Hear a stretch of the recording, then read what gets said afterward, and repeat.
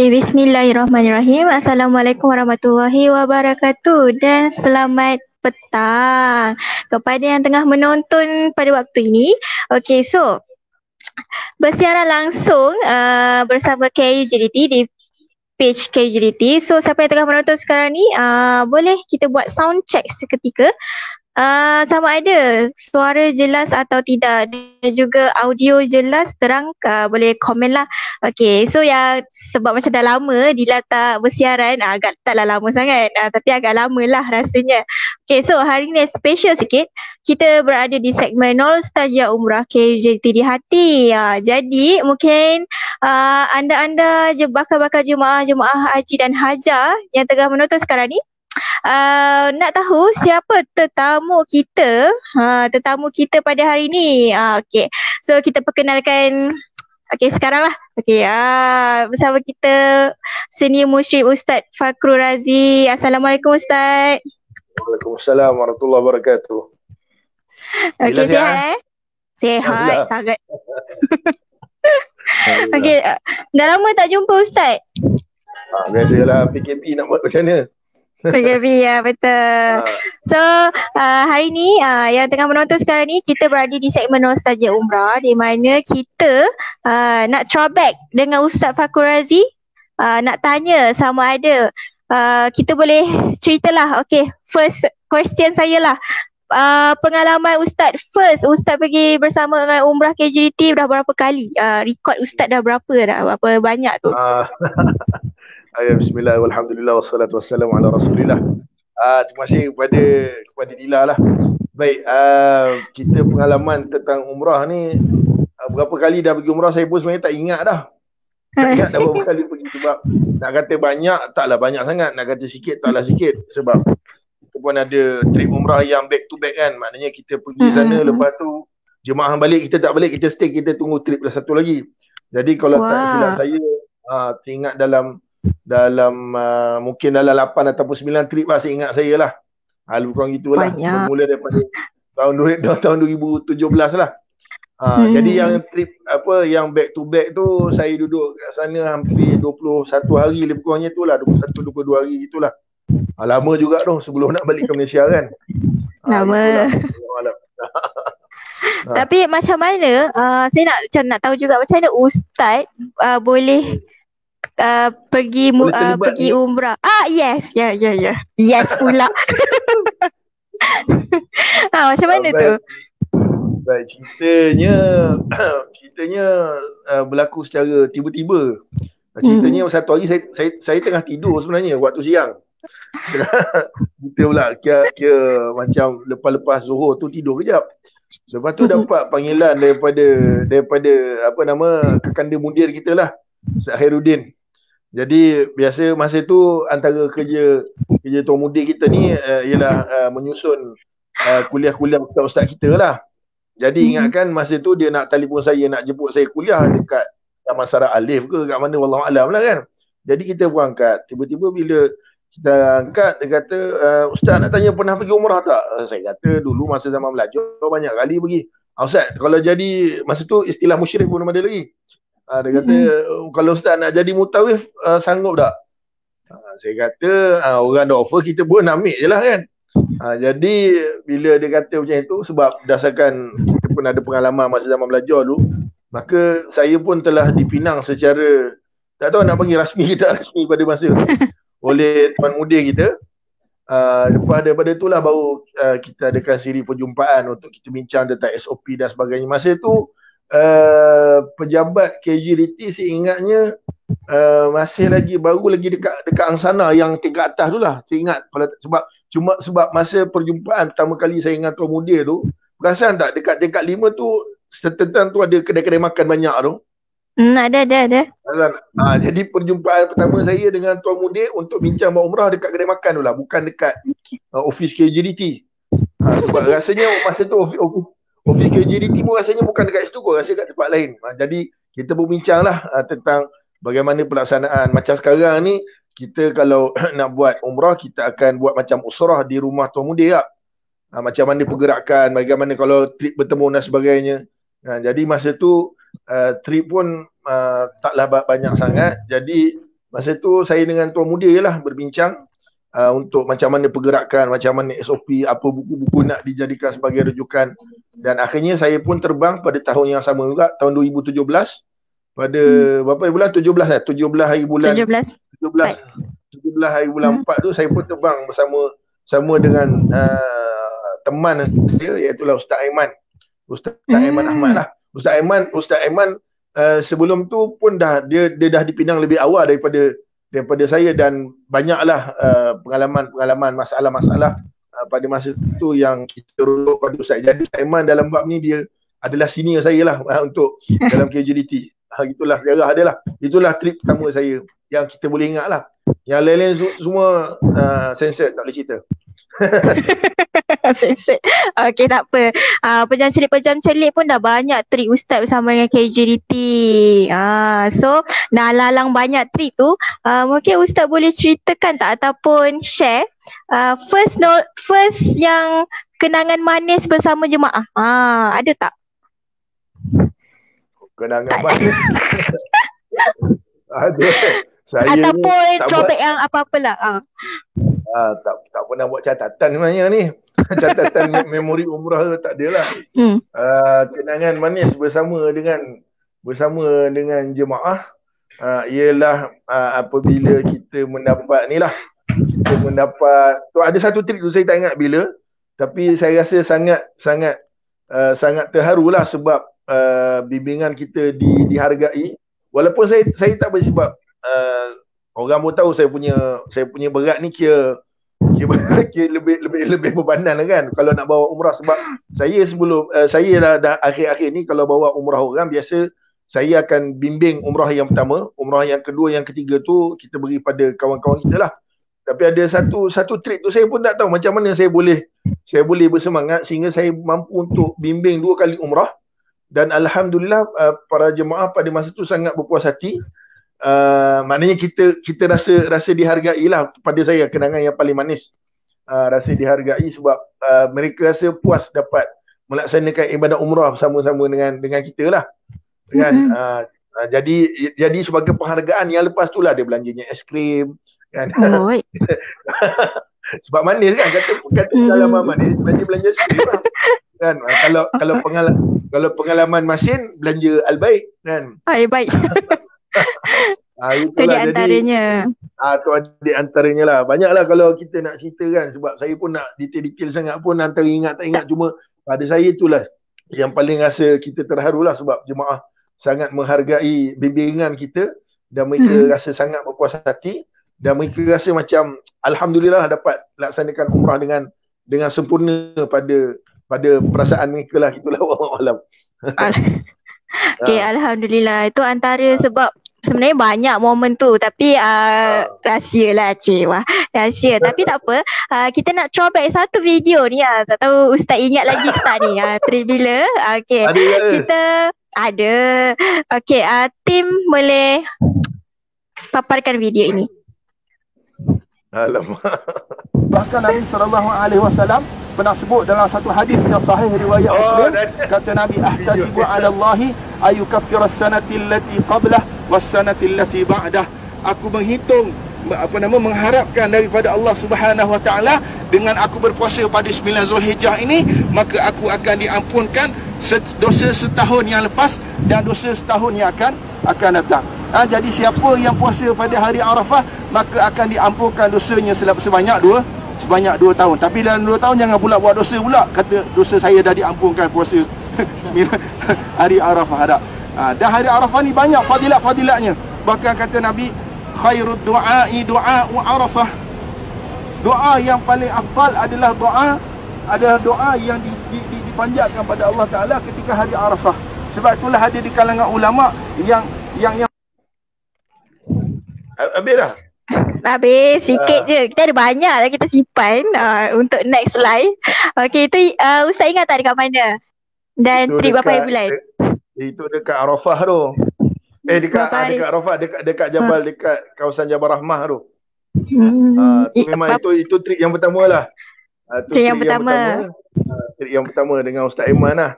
Yang pegang speaker tu lah Ustaz Aiman tadi tu. Ustaz Aiman.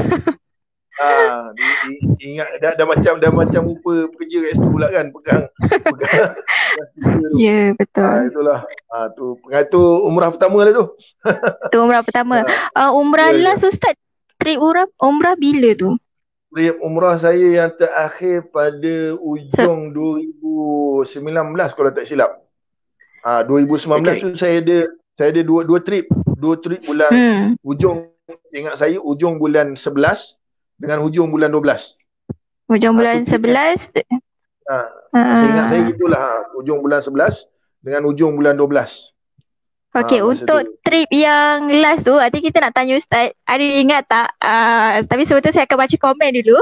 Okey, yang tengah menonton sekarang, terima kasih dan jangan lupa pakat-pakat share nostalgia bersama Ustaz Fakrul Razi ataupun lebih mesra dikenali sebagai Ufab. Okey, so tengah menonton sekarang ni, Fidafi Salju Kasih, clear dari BBU. Terima kasih penonton. Nini Tran, saya tak pasti Melayu ataupun, tapi terima kasih, thank you for watching. And then Nurul Izlin, clear dalam perjalanan pulang ke rumah, hati-hati balik. Okay, Hanzo Fatani, Assalamualaikum Ustaz. Waalaikumsalam. Okay, daripada Siti Aminah Melan, Assalamualaikum Ufab, jelas dari Skudai. Daripada Putri Nur Amani, clear dari Pekan Dinas. Terima kasih menonton. Haji Zainin, Dila, ya saya, ya Haji. Okey, dan seterusnya daripada ni jemaah kita juga, Suraya Haji Ahmad. Assalamualaikum. Waalaikumsalam. Okey, so yang tengah menonton ni dah share ke belum? Belanja kita satu share. So hari ni kita nak sambung cerita mengenai nostalgia, di mana tadi Ustaz ada cakap last trip Ustaz adalah bulan 12. Ustaz ingat tak siapa pergi dengan Ustaz? Ustaz Yazid Pardi tak? Lagi? Ustaz Yazid Pardi dengan yang second last tu dengan Ustaz Izzat. Second last tu. Ustaz tak? Ya. Ustaz tak ingat ke apa? Ya Allah. Astagfirullahaladzim. Cakaplah petugas. Siapa lagi dengan Cik Dila lah. The first time saya pergi trip dengan Ustaz masa tu. Ya. Aduh. Iya kan tak ingat tadi. Kalau saya nak cerita kan.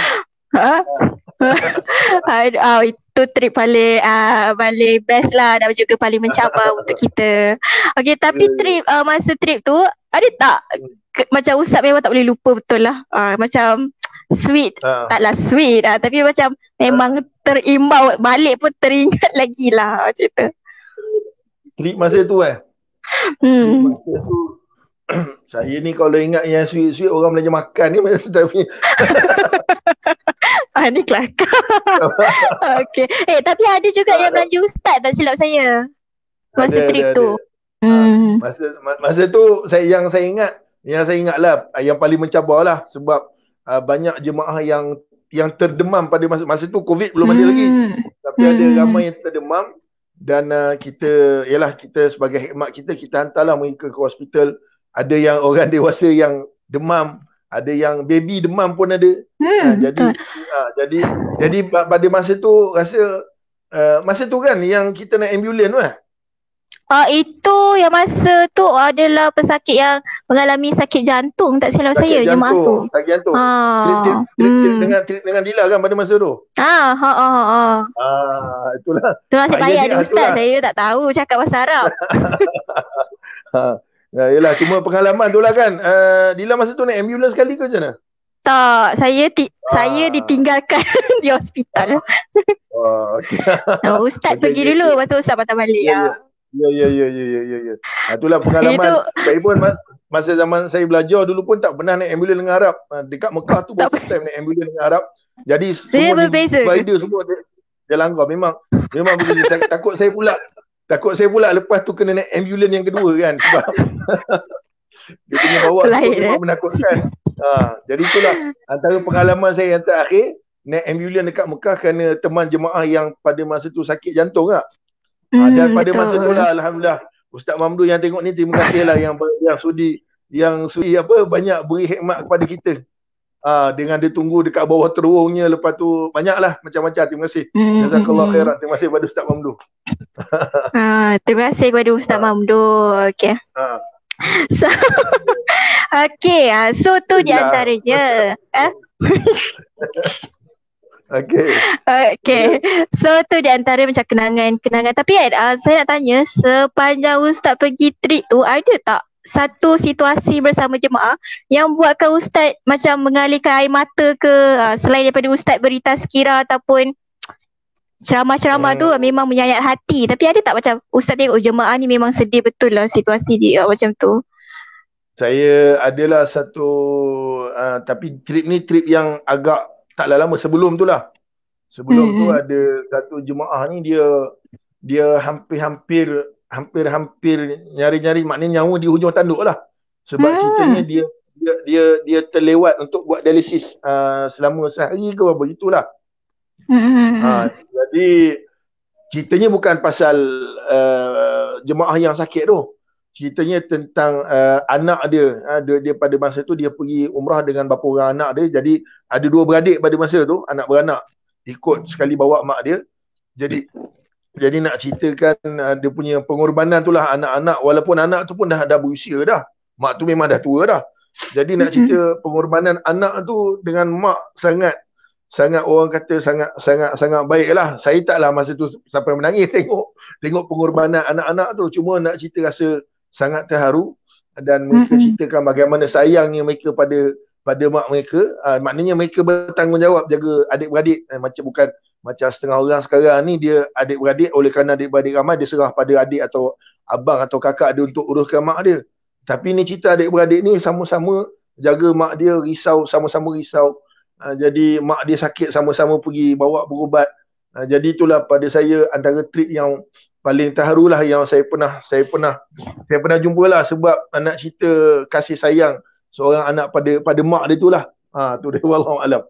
Sampai mak dia pun dia lah cerita sampai mak dia terlewat untuk buat dialisis tu kan. Tapi ceritanya alhamdulillah lah jemaah tu sihat, cuma balik dalam keadaan lemah. Tapi cerita tu dah lama dan jemaah tu pun sekarang dah meninggal lah pun. Dia meninggal kat Malaysia lah. Tapi bukan sebab kat Mekah tu. Betul. Kita dah lama lah. Itulah wallahualam. Tu di antara cerita, sebenarnya banyak lagi Cik Ustaz Ufab nak ceritakan kepada viewer yang tengah menonton ni. Kan tetapi kita pun Ustaz dah bercerita tengok video throwback Ustaz tadi tu. Kita pun sudah hampir sampai ke penghujung rancangan. Jadi sebelum kita tamatkan live ni, saya nak tanya sikit, kita nak minta Ustaz belanja kita tazkirah sikit ataupun kata-kata akhir sebelum kita habis live ni. Baik, untuk tazkirah tak ada apa-apalah, cuma nak pesan tak ada lagi kita nak masuk bulan Ramadan. Kita nak masuk bulan Ramadan dan sekarang ni kita berada dalam bulan Syaban. Yang pertama saya nak pesan siapa yang belum qada puasa, sila qada cepat-cepat. Sebab jangan sampai dah masuk bulan Ramadan baru nak qada. Sebab yang tu kita bukan saja diwajibkan qada, tapi kena bayar kafarah lah, kena ada fidyah yang kita kena bayar lah. Itu yang pertama. Yang kedua, bulan Syaban ni oleh kerana dia muqaddimah kepada bulan Ramadan, maka mulakan membaca Al-Quran sebanyak-banyaknya dalam bulan Syaban sebelum kita mula membaca dengan betul-betul banyak dalam bulan Ramadan.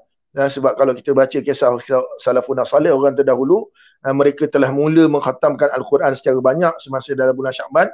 Bila bulan Ramadan mereka terus up bacaan mereka. Sebab yang kita jadi pancit sekarang bulan Ramadan ni sebab kita tak biasakan amalan baca Quran dan qiyamul lail luar daripada bulan Ramadan. Bila masuk bulan Ramadan tu jadi pancit tu kan. Jadi kena ada persediaan dulu sebelum kita masuk bulan Ramadan. Bulan Ramadan. Gitulah. Wallahu a'lam bissawab. Jadi mudah-mudahan Allah Taala terimalah segala amalan. Allah Taala lindungi kita daripada wabak lah, dan mudah-mudahan tahun ni dapatlah merentas negeri untuk kita balik ke kampung halaman untuk jumpa sanak saudara masing-masing. Dengan kita tetap menjaga SOP lah, insyaAllah. Wallahualam. Betul. Okey. Terima kasih Ustaz. Alhamdulillah, terima kasih sedikit sebanyak. Sebenarnya ramai sahaja yang merindukan ceramah Ustaz, sebab Ustaz selalu bagi kelas dekat Taman Ilmu. Tapi disebabkan COVID, kita holdkan dulu semua tu. InsyaAllah nanti kalau dah ada kita akan panggil jemaah-jemaah untuk datang kelas lah. Okey, so Ustaz, so kita akan berjumpa lagi pada next live akan datang. Kita akan jemput lagi insyaAllah untuk InsyaAllah. ceritakan banyak lagi ataupun Ustaz boleh bagi ceramah sedikit. Okay, so sehingga sehingga hari ni saja. Sehingga hari ni, nervous pula saya.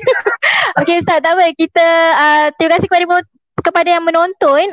Jangan lupa pakai share dan insyaAllah nanti kita akan berjumpa pada Ustaz ada yang request. Boleh ke? Tiga apa? Selawat Tak nampak Tafrijiyah. komen. Allah. Allah. Tak apalah tu nanti saya buat rekod lah nanti. Record. Okay, kita akan bagi record. Nanti kita akan paparkan dekat live. Okay, tak apa. So insyaAllah kita berjumpa pada next live. Okay, Assalamualaikum Ustaz. Waalaikumsalam warahmatullahi wabarakatuh. Terima kasih. Sama.